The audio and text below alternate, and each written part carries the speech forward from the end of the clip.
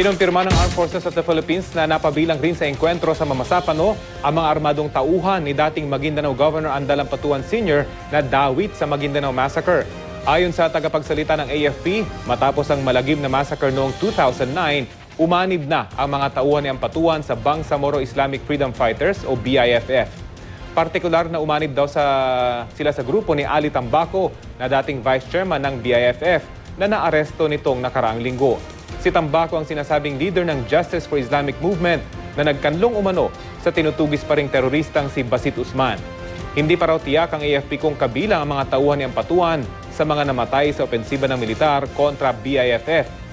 Mari namang pinabulaanan ng kampo ng dating gobernador ang ulat na ito.